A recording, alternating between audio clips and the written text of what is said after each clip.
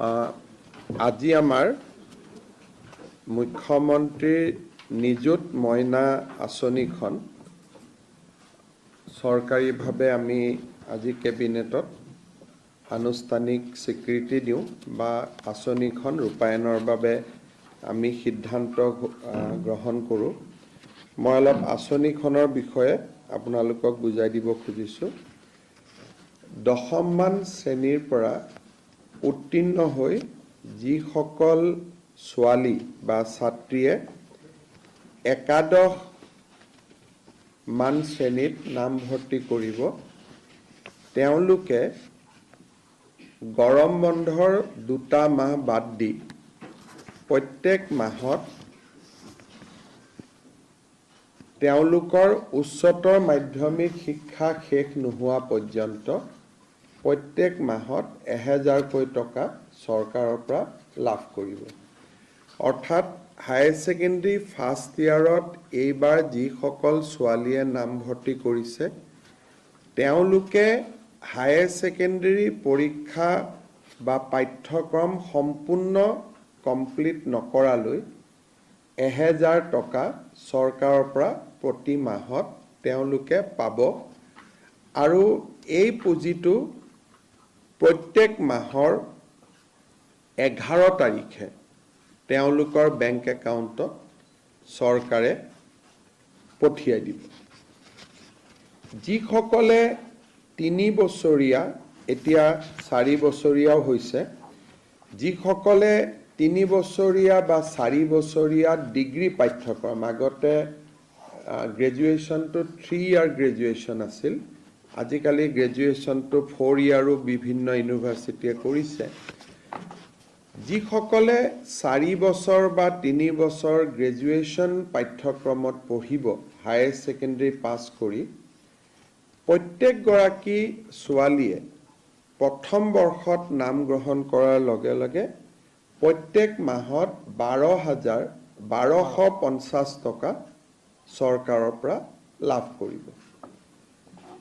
আৰু যিসকলে degree pass কৰি এইবাৰ পোষ্ট গ্ৰেজুৱেটত নাম লগাব, পোষ্ট গ্ৰেজুৱেট বুলি কওঁতে আমি BEdক ইয়াত ধৰি লৈছোঁ, পোষ্ট গ্ৰেজুৱেট কাম BEdত নামভৰ্তি কৰিব, তেওঁলোকে প্ৰত্যেক মাহত চৰকাৰৰ পৰা 2500 টকা কৰি লাভ কৰিব, 2500 টকা। অৰ্থাৎ হায়াৰ ছেকেণ্ডেৰী পঢ়িলে 1000 টকা প্ৰত্যেক মাহত, ডিগ্ৰী পঢ়িলে 1250 টকা প্ৰত্যেক মাহত, আৰু গ্ৰেজুৱেশ্যন পঢ়িলে,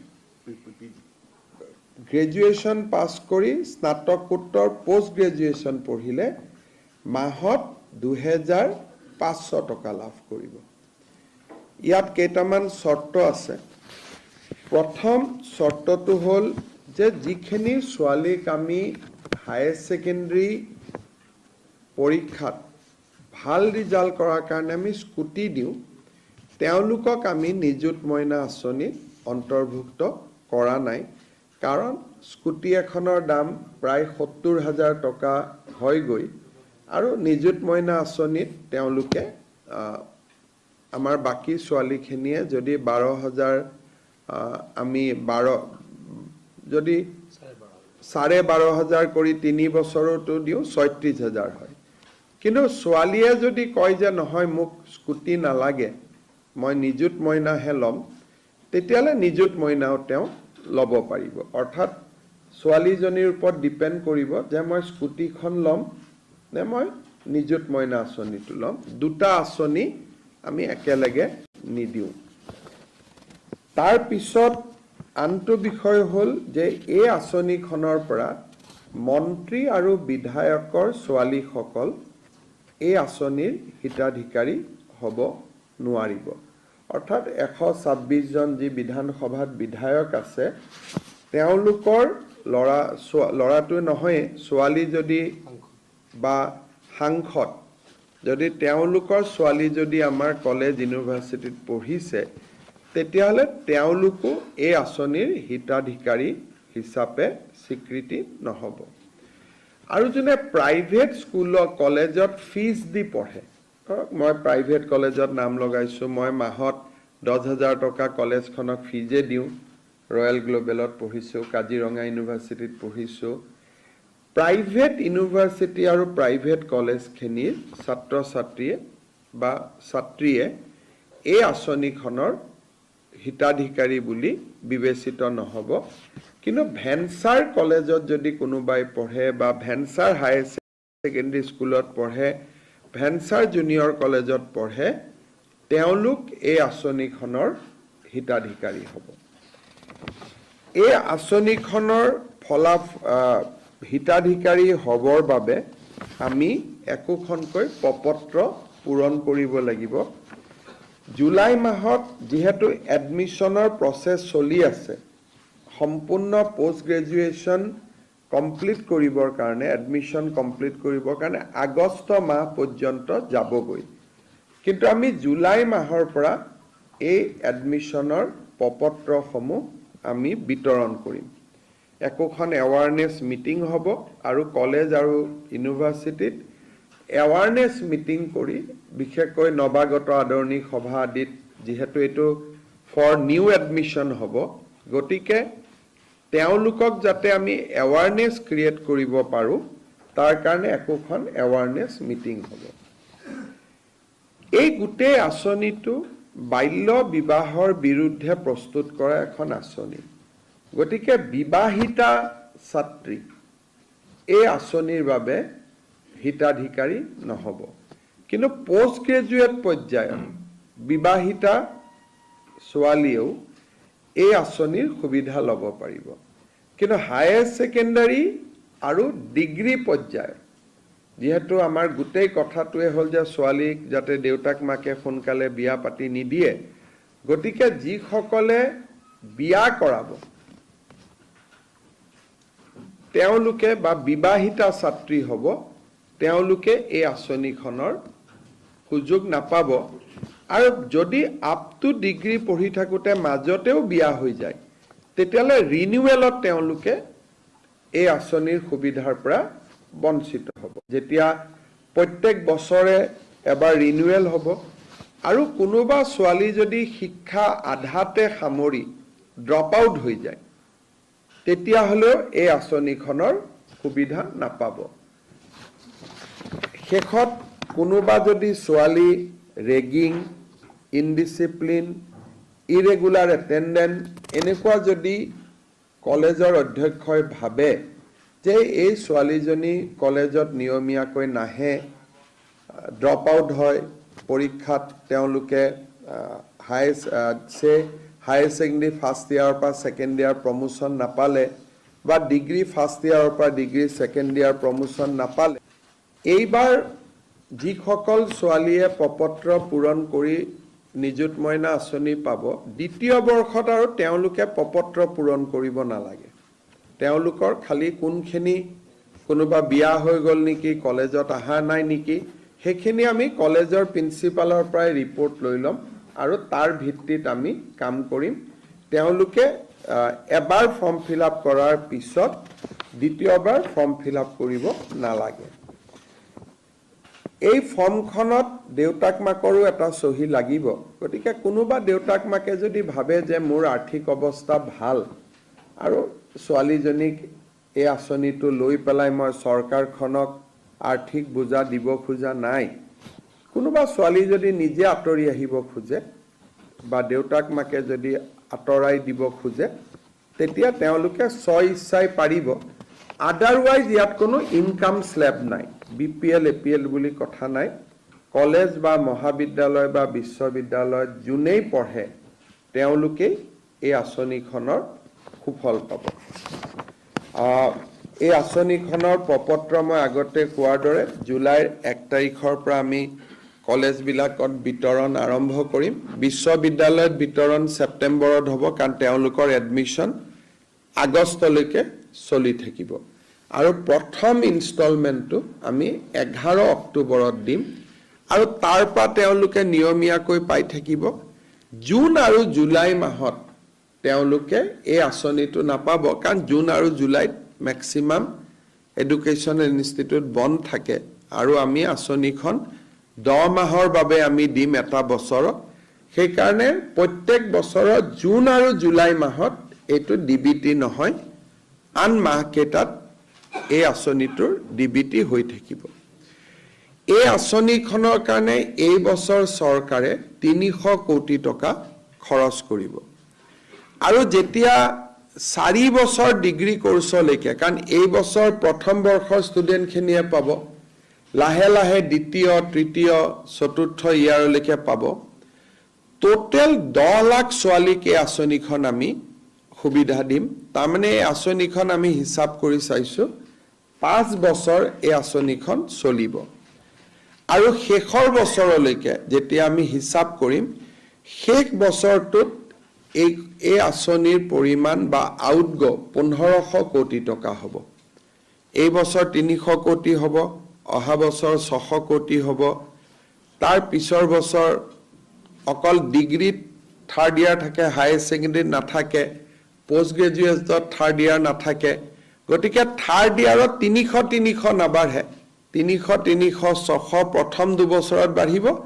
থাৰ্ড ইয়াৰত 150-200 কোটি টকাকৈ বাঢ়িব কিন্তু এই আঁচনিখনে জিআৰ গ্ৰছ এডমিশন ৰেচিঅ'টো এনৰোলমেন্ট ৰেচিঅ'টো বহুত বঢ়াই দিব বিশেষকৈ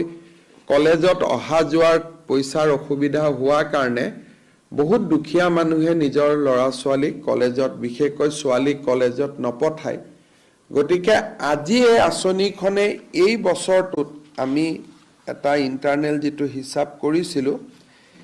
এই বছৰটোত প্ৰায় 2 লাখ ল'ৰা ছোৱালীক সামৰি ল'ব কিন্তু গোইং এহেড যেনেকে অলপ আগতে ৰনোজ পেগু ডাঙৰীয়াই কেবিনেটত এটা ডেটা দিছিলে যে স্কুটি ফাৰ্ষ্ট ডিভিজন কৰা ছোৱালীয়ে পাই কাৰণে এইবাৰ 40,000 ছোৱালীয়ে হায়াৰ সেকেন্ডাৰীত ফাৰ্ষ্ট ডিভিজন পাইছে কিন্তু লৰাই ফাৰ্ষ্ট ডিভিজন পাইছে 11-12,000 তাৰমানে ছোৱালীৰ ফাৰ্ষ্ট ডিভিজনৰ সংখ্যাটো স্কুটিখনৰ কাৰণে বহুত বাঢ়ি গৈ আছে মই ভাবো যে নিযুত মইনা আঁচনিখনেও ছোৱালীৰ মাজত গ্ৰছ এনৰোলমেন্ট ৰেচিঅ' অভাৱনীয়ভাৱে অহা কেইবছৰ মানত বৃদ্ধি কৰিব আৰু আমাৰ উদ্দেশ্যটো হ'ল যে বাল্য বিবাহ বা ড্ৰপ আউটৰ বিৰুদ্ধে যুঁজিবৰ কাৰণে 5 বছৰ আমি যদি ছোৱালীসকলক কলেজ বা স্কুলত লৈ আহিব পাৰো তাৰ পিছতই অটোমোডত চলি থাকিব বা স্বয়ংক্ৰিয়ভাৱে কাৰণ বায়েক গৰাকী যদি স্কুলত গৈছে ভনিয়েক গৰাকীও পিছত স্কুলত যাব সেইকাৰণে এই আঁচনিখন 5 ইয়াৰ্ছৰ কাৰণে এই ধৰণে থাকিব ভৱিষ্যতে 5 বছৰ পিছত আঁচনিখনৰ সফলতা বিফলতাৰ ওপৰত নিৰ্ভৰ কৰি তাক ৰিফাইনো কৰিব পৰা যাব মডিফাই কৰিব পৰা যাব কিন্তু আজি কেবিনেটে ইয়াক 5 বছৰৰ কাৰণে এই আঁচনিখন অনুমোদন কৰিছে আপোনালোকৰ যদি কিবা প্ৰশ্ন আছে আপোনালোকে সুধিব পাৰে মিস্টাৰ চিফ মিনিষ্টাৰ এটা কথা জানিব খুজিছিলো এইখনত আপুনি যোনটো কলে গ্ৰেজুৱেচন পঢ়ালৈকে যদি বিয়া হয় তেতিয়াহ'লে স্কিমটো নাপায় কিন্তু সাধাৰণতে যেটো দেখা যায় হায়াৰ সেকেন্ডাৰী ধৰি লওক আপোনাৰ 16 পৰা 18 বছৰলৈ থাকে 18 বছৰ হলে যিকোনো ছোৱালী বিয়া পাতিব পাৰে তো গ্ৰেজুৱেচনৰ মানে আমি ছোৱালীক বিয়া পতাটো দিলে কৰাব খুজিছো যাতে ছোৱালীজনীয়ে শিক্ষা শেষ কৰে আমি এই গোটেই স্কিমটোৰ উদ্দেশ্য হল কনস্টিটিউশনাল লিমিট মতে আমি যাব খোজা নাই 18 বছৰ 21 বছৰ আমাৰ কথাটো হল যে ছোৱালীজনী বিবাহ যিমান পাৰে দেৰিকৈ হওক তাই যাতে নিজৰ ভৰিৰ ওপৰত নিজে থিয় হ'ব পাৰে এতিয়া ডিগ্ৰী ফাৰ্ষ্ট ইয়াৰত তাই এডমিশন হল বিয়া হৈ গল এতিয়া আমাৰ উদ্দেশ্যটো হল দেউতাক মাকৰ ওপৰত আমি যাতে এটা মৰেল প্ৰেছাৰ দিব পাৰো যে অন্তত গ্ৰেজুৱেচনলৈকে ছোৱালীক আপুনি বিয়া নিদিব গতিকে ইয়াত আমাৰ গোটেই উদ্দেশ্যটো হল to defer the marriage of the girls এটা 18 বছৰ বা 21 বছৰ আইন মতেটো বিয়া কৰাব পাৰি কিন্তু আমি বিচাৰিছো যে অলপ দেৰিকৈ ছোৱালীজনীৰ বিয়া হওক অন্তত গ্ৰেজুৱেচনলৈকে বিয়া নহওক কাৰণ বিয়া হোৱাৰ পিছতে গৰ্ভৱতী হ'ব লাগিব শাহুৰেকৰ ঘৰত গৈ কাম কৰিব লাগিব যিজনী ছোৱালীয়ে হয়তো এপিএসসি এসিএসৰ কাৰণে প্ৰিপেয়াৰ কৰিছিলে ছোৱালীজনী আধাতে প্ৰিপাৰেচন শেষ কৰিব লাগিব সেইকাৰণে this is a disincentive against early marriage কিন্তু গ্ৰেজুৱেশ্যনৰ পিছত আৰু পোষ্ট গ্ৰেজুৱেশ্যনত সেইটো আমি ৰাখিব খোজা নাই, কাৰণ বহুত ছোৱালী এনেকুৱা হ'ব যে গ্ৰেজুৱেশ্যন হ'ল, বিয়া বাৰু হ'ল, 3 বছৰ পিছত আকৌ এডমিশ্যন লয়, বা বহুতে এডমিশ্যন নাপায়, পোষ্ট গ্ৰেজুৱেশ্যনৰ চিট কম। সেইকাৰণে পিজিৰ ক্ষেত্ৰত বিয়া হ'লেও এই আঁচনিটোৰ সুবিধা লাভ কৰিব পাৰিব। মুখ্যমন্ত্ৰী ডাঙৰীয়া, কলেজৰ অধ্যক্ষৰ কি ক্ষমতা থাকিব আৰু ইমান এটা ডাঙৰ আঁচনিৰ কাৰণে এৱাৰনেছৰ কাৰণে আপোনালোকে কি ব্যৱস্থা লৈছে? আমি জুলাই মাহত প্ৰত্যেকখন কলেজতে আমাৰ মন্ত্ৰী বিধায়কসকলৰ উপৰিও কলেজৰ দ্বাৰা আমি একোখন এৱাৰনেছ প্ৰগ্ৰেম কৰিম জুলাই মাহত, আৰু জুলাইত ফৰ্মবিলাকো যাব, ফৰ্ম ডিষ্ট্ৰিবিউশ্যন হ'ব, এৱাৰনেছো হ'ব। কলেজৰ প্ৰিন্সিপালৰ ইমানে পাৱাৰ যে ফৰ্মখনত তেওঁ এটা চহী কৰিব লাগিব যে মোৰ কলেজত এই ছাত্ৰীগৰাকী পঢ়া হয়। এবছৰৰ পিছত যেতিয়া ৰিনিউৱেল আহিব, তেতিয়া তেওঁ আমাক ক'ব লাগিব যে এই কেইগৰাকী ছোৱালী স্কুলত বা কলেজত আহি আছে, বাকী 10 গৰাকী এতিয়া আৰু অহা নাই, তেওঁলোক ড্ৰপ আউট হৈ গ'ল। সেই কথাখিনি কলেজৰ প্ৰিন্সিপাল গৰাকীয়ে প্ৰত্যেক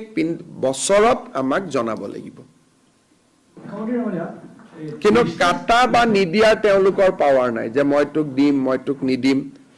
আৰু কোনোবা যদি কলেজত ফৰ্ম নাযায়ো বা কোনোবা ছোৱালী যদি ফৰ্ম নাপায়ো, নিযুত মইনা বুলি আমি এটা পৰ্টেল কৰিম, পৰ্টেলত ফৰ্মখন থাকিবই। গতিকে কোনোবাই যদি কলেজত ফৰ্মখন যোৱা নাই, পৰ্টেলৰ পৰা ফৰ্মখন ডাউনলোড কৰি তেওঁলোকে ফৰ্মখন স্বয়ংক্ৰিয়ভাৱেও ফিল আপ কৰিব পাৰিব। তাৰ ব্যৱস্থাটাও আমি ৰাখিম যাতে কলেজৰ প্ৰিন্সিপালৰ ওপৰতে এই আঁচনিটো ডিপেণ্ডেণ্ট নহয়।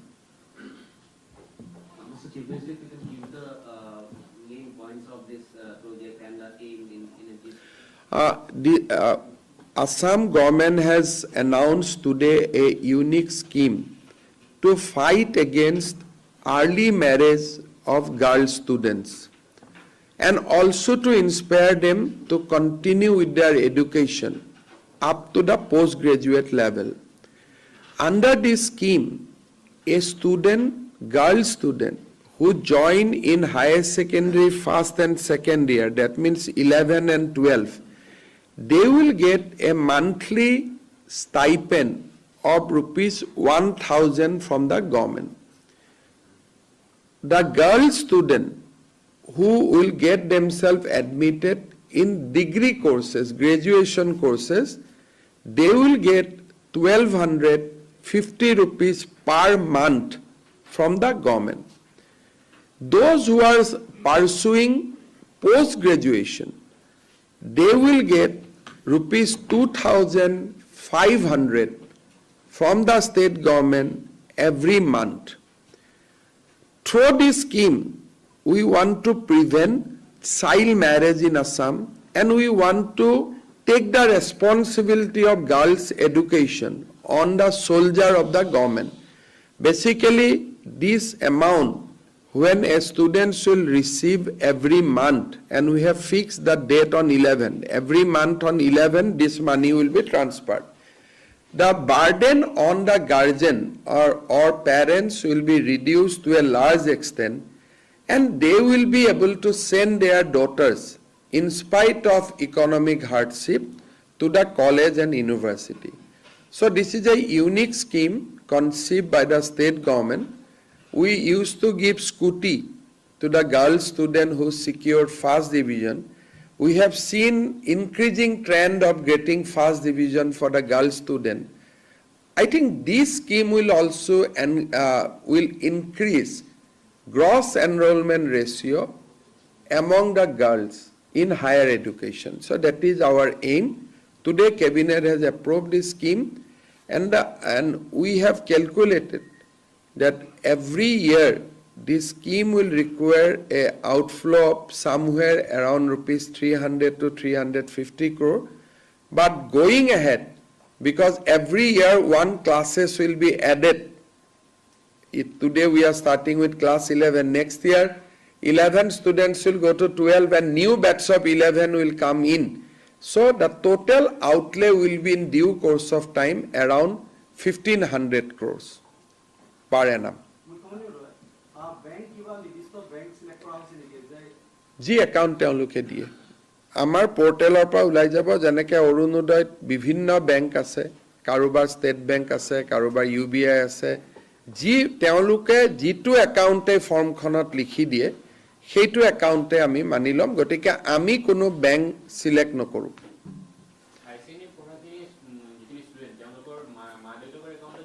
নহয় ষ্টুডেণ্টৰ একাউণ্টত কাৰণ হায়াৰ ছেকেণ্ডেৰীত ষ্টুডেণ্ট একাউণ্ট হৈ যায় হায়াৰ ছেকেণ্ডেৰীত ল'ৰা ছোৱালীয়ে নিজে একাউণ্ট খুলিব পাৰে ইনফেক্ট আমি অসমত ক্লাছ 9তে একাউণ্ট খুলি দিছোঁ ষ্টুডেণ্টবিলাকৰ নহয় জানো আমি সৰ্বশিক্ষা অভিযানে অসমত ক্লাছ 9 পোৱাৰ লগে লগে আমি ষ্টুডেণ্টবিলাকক বেংক একাউণ্ট খুলি দিছোঁ আৰু অসমত সেইকাৰণে ষ্টুডেণ্টৰ মাজত ফাইনেন্সিয়েল ইনক্লুশ্যন ইজ ভেৰি ভেৰি হাই আৰু এই আঁচনিটোৱে আমাক বহুত সহায় কৰিব দ্বিতীয়তে মই এটা সৰু ফিগাৰ এটা আমি নিটৰ ৰিজাল্ট দিয়াৰ পিছত প্ৰত্যেকবাৰে আজমল ফাউণ্ডেশ্যনৰ কিমান ষ্টুডেণ্টে নিটত কোৱালিফাই কৰিলে তাৰ বিষয়ে আমি এটা ব্যাখ্যা দাঙি ধৰোঁ কিন্তু আমি অসম চৰকাৰে ৰাজ্যিক যুৱ আয়োগ এটা গঠন কৰিছিলোঁ আৰু যুৱ আয়োগটোক আমি মূলতঃ দায়িত্ব দিছিলোঁ যে আমাৰ ইকনমিকভাৱে যিখিনি অৰ্থনৈতিকভাৱে পিছপৰা ছাত্ৰ ছাত্ৰীসকলক আমি যাতে মেডিকেল এণ্ড ইঞ্জিনিয়াৰিং এডমিশ্যনৰ কাৰণে আমি প্ৰশিক্ষণ দিব পাৰোঁ বৰ্তমান আমি এই অনুষ্ঠানটো ডিব্ৰুগড় আৰু তেজপুৰত আমি চলাই আছোঁ তেজপুৰটো নতুন ডিব্ৰুগড়টো পুৰণা ডিব্ৰুগড়ত এলএন বুলি এটা ইনষ্টিটিউটৰ লগত লগ লাগি আমি এই কামটো কৰি আছোঁ আৰু এইবাৰ আপোনালোকে জানি ভাল পাব যে 220 গৰাকী ষ্টুডেণ্টে এপিয়াৰ কৰিছিল ডিব্ৰুগড়ত তাৰে 130 গৰাকী ষ্টুডেণ্টেই মেডিকেল এণ্ড ইঞ্জিনিয়াৰিঙত সিট পাইছে আৰু এই 153 গৰাকীৰ ভিতৰত 3 জনে এইমছতো সিট পাইছে গতিকে চৰকাৰৰ পৰা আমি যেটো এটা প্ৰয়াস আৰম্ভ কৰিছিলোঁ যে এটো আজমল ফাউণ্ডেশ্যনে সব কৰে তেনেকুৱা এটা হ'ব নালাগে ৰাজ্যিক যুৱ আয়োগৰ ফালৰ পৰা আমি ডিব্ৰুগড়ত যেটো আৰম্ভ কৰিছিলোঁ হি এবাৰ 220 জন ষ্টুডেণ্টৰ ভিতৰত 153 জনক পাৰ কৰাইছে বা পাছ কৰাইছে আৰু বৰ্তমান প্ৰায় 600 ষ্টুডেণ্টে ডিব্ৰুগড়ত সৰকাৰী প্ৰশিক্ষণৰ সুবিধা লৈ আছে এটি যে খুব এটা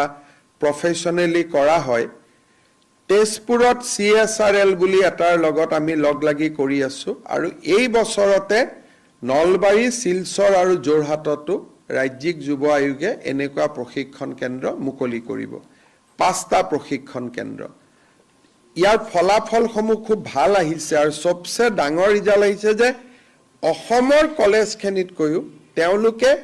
সেন্ট্ৰেল গভৰ্নমেন্টৰ কলেজ বিলাকত যত নেকি অসমৰ ল'ৰা ছোৱালীয়ে কোটা নাপাইছিল আগত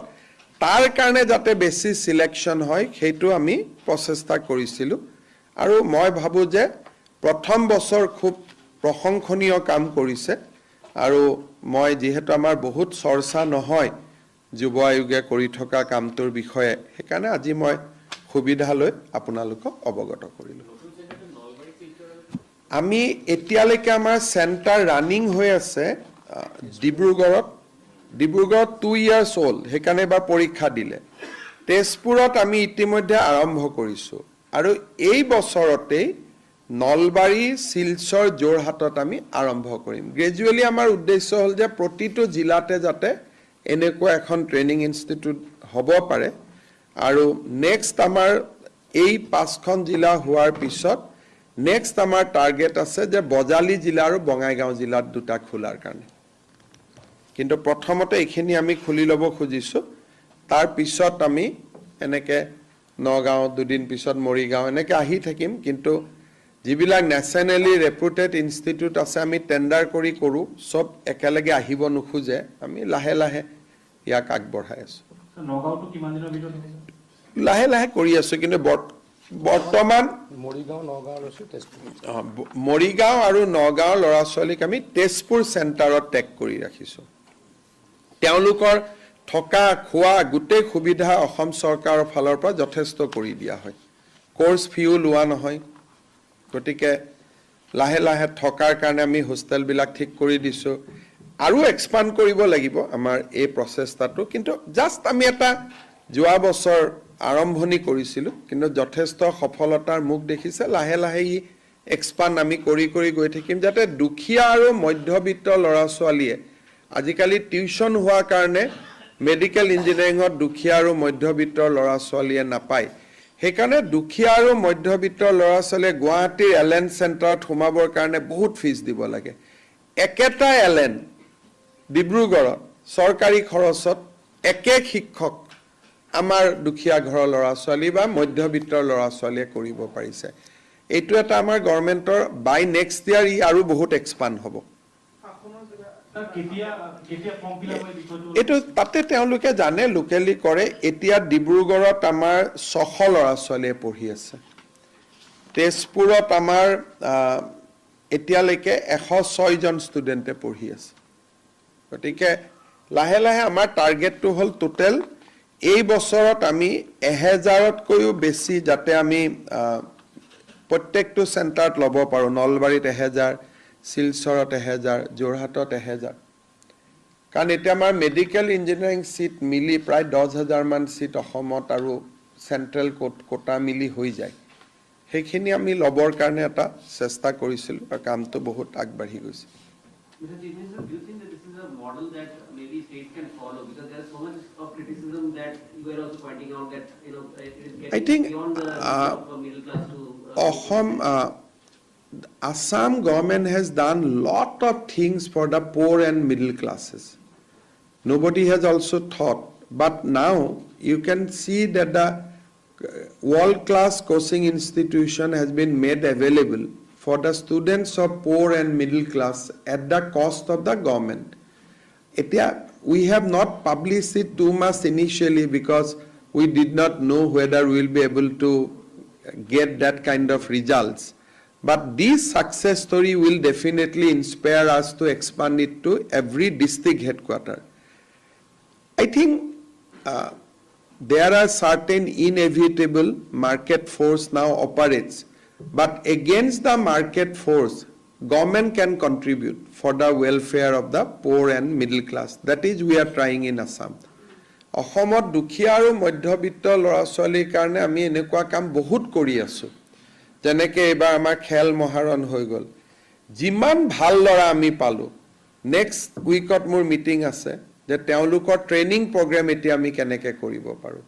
মোক ডিপাৰ্টমেণ্টে কোৱাৰ মতে 250 ল'ৰা ছোৱালী এনেকুৱা ওলাইছে ডিউৰিং দা খেল মহাৰণ যদি তেওঁলোকক আমি আগুৱাই লৈ যাব পাৰো they may be a very good prospect for Assam so next উইকত মোৰ মিটিং আছে যে কেনেকে 250 ল'ৰা ছোৱালীক আমি ট্ৰেইন আপ কৰিব পাৰো সো সেইটো এটা ফাইনালি আজি আমাৰ ষ্টেট গভৰ্ণমেণ্টৰ কেবিনেটত এটা আমাৰ আমি 800 কোটি টকা অনুমোদন কৰিছো 800খন চাহ বাগিচাত টি গাৰ্ডেনত লাইনৰ ৰাস্তা বনাবৰ কাৰণে তাৰমানে চাহ বাগিচাৰ লাইনত আমি প্ৰত্যেক বছৰে কৰি গৈ আছো এই বছৰ আমি 800খন টি গাৰ্ডেনত 1 কোটিকৈ টকা থাকিব টি গাৰ্ডেনৰ লাইনৰ ৰাস্তা বনাবৰ কাৰণে আজি আমি সেইটো অনুমোদন দিছো সেকেন্ড আমি প্ৰত্যেক বছৰে 126খনকৈ স্কুল আমি বনাই গৈ আছো মোৰ ইন্ডিপেন্ডেন্ট ডিসিশন আছিল যে 500 স্কুলক আমি 7.5 কোটি 8 কোটি টকা দি আমি নতুনকৈ বনাম সো এতিয়ালৈকে আমাৰ 126 * 2 ইমানখিনি স্কুলৰ আমাৰ কাম চলি আছে 200 কিমান হ'ব 252 স্কুল আমাৰ অলৰেডি কাম চলি আছে আজি আমি আৰু 126খন স্কুল আমি অনুমোদন দিছো ইয়াৰ ফলত আমাৰ যেটো আমাৰ ইন্ডিপেন্ডেন্ট ডেট এনাউন্স আছিল যে 500 স্কুলক আমি নতুন বনাম এটো 326 হৈ যাব আৰু অহা বছৰ যদি আমি আৰু 126 স্কুল দি দিও নেক্সট ইয়াৰ বাজেটৰ পৰা সো মোৰ যেটো 500 এনাউন্সমেন্ট আছিল 500 স্কুল হৈ যাব